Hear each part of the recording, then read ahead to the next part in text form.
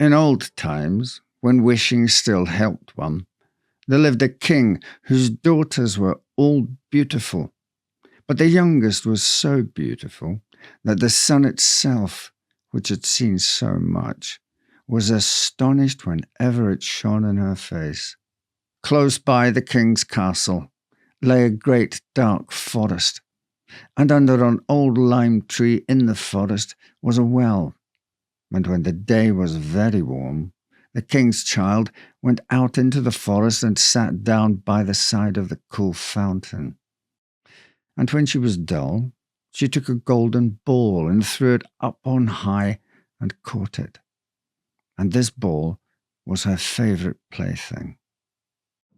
Now it so happened that on one occasion the princess's golden ball did not fall into the little hand which she was holding up for it, but onto the ground beyond and rolled straight into the water. The king's daughter followed it with her eyes, but it vanished, and the well was deep, so deep that the bottom could not be seen. On this she began to cry, and cried louder and louder, and could not be comforted. And as she thus lamented, someone said to her, "What ails thee, king's daughter? Thou weepest so that even a stone would show pity." She looked round to the side from whence the voice came, and saw a frog stretching forth its thick, ugly head from the water. "Ah, old water splasher, is it thou?" she said. "I am weeping for my golden ball, which has fallen into the well." "Be quiet and do not weep," answered the frog. "I can help thee. But what wilt thou give me if I bring thy plaything up again?" "Whatever thou wilt have, dear frog," said she. "My clothes, my pearls and jewels, and even the golden crown which I am wearing." The frog answered, "I do not care for thy clothes, thy pearls and jewels, or thy golden crown. But if thou wilt love me, and let me be thy companion and playfellow, and sit by thee at thy little table, and eat off thy little golden plate, and drink out of thy little cup, and sleep in thy little bed, if thou wilt promise me this, I will go down below and bring thee thy golden ball up again." "Oh, yes," said she, "I promise thee all thou wishest, if thou wilt but bring me my ball back again." She, however, thought, "How the silly frog does talk! He lives in the water with other frogs and croaks, and can be no companion to any human being." But the frog, when he had received his promise, put his head into the water and sank down, and in a short while came swimming up again with the ball in his mouth, and threw it on the grass. The king's daughter was delighted to see her pretty plaything once more, and picked it up and ran away with it. "Wait, wait," said the frog. "Take me with thee. I can't run as thou canst." But what did it avail him to scream his croak, croak after her as loudly as he could? She did not listen to it, but ran home and soon forgot the poor frog, who was forced to go back into his well again.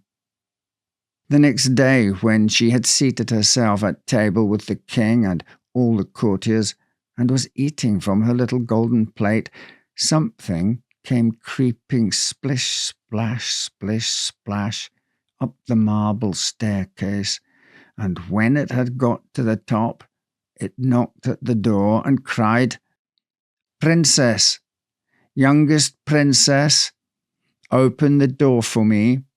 She ran to see who was outside, but when she opened the door, there sat the frog in front of it. Then she slammed the door to in great haste, sat down to dinner again, and was quite frightened. The king saw plainly that her heart was beating violently, and said, "My child, what art thou so afraid of? Is there perchance a giant outside who wants to carry thee away?" "Ah, no," she replied. "It is no giant, but a disgusting frog. What does a frog want with thee?" "Ah, dear father, yesterday, as I was in the forest sitting by the well, playing, my golden ball fell into the water, and because I cried so, the frog brought it out again for me. And because he so insisted, I promised him he should be my companion. But I never thought he would be able to come out of his water. And now he is outside there and wants to come in to me."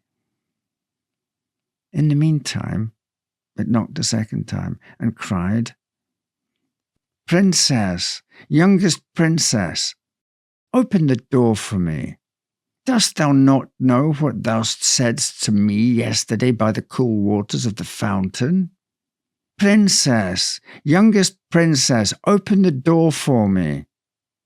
Then said the king, "That which thou hast promised must thou perform. Go and let him in." She went and opened the door, and the frog hopped in and followed her step by step to the chair. There he sat and cried, "Lift me up beside thee." She delayed until at last the king commanded her to do it. When the frog was once on the chair, he wanted to be on the table. And when he was on the table, he said, "Now push thy little golden plate nearer to me, that we may eat together." She did this, but it was easy to see that she did not do it willingly. The frog enjoyed what he ate, but almost every mouthful she took choked her.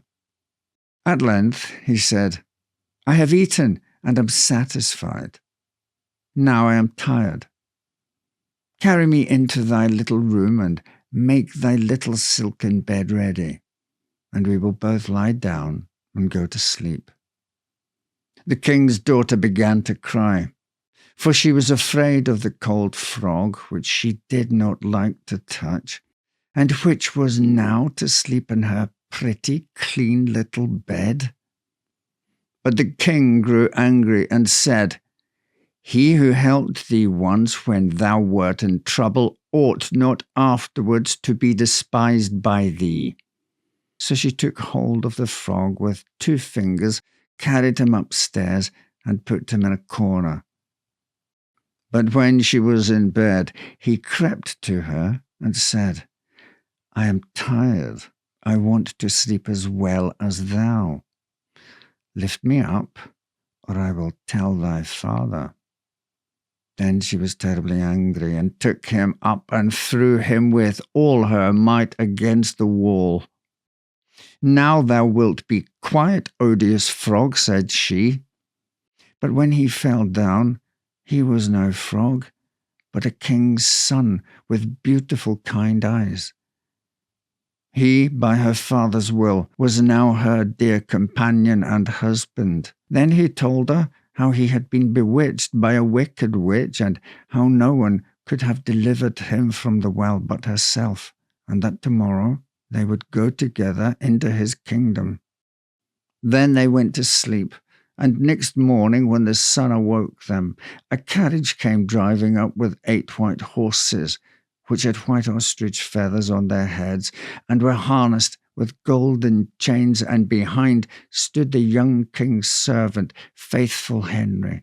Faithful Henry had been so unhappy when his master was changed into a frog that he had caused 3 iron bands to be laid around his heart, lest it should burst with grief and sadness. The carriage was to conduct the young king into his kingdom.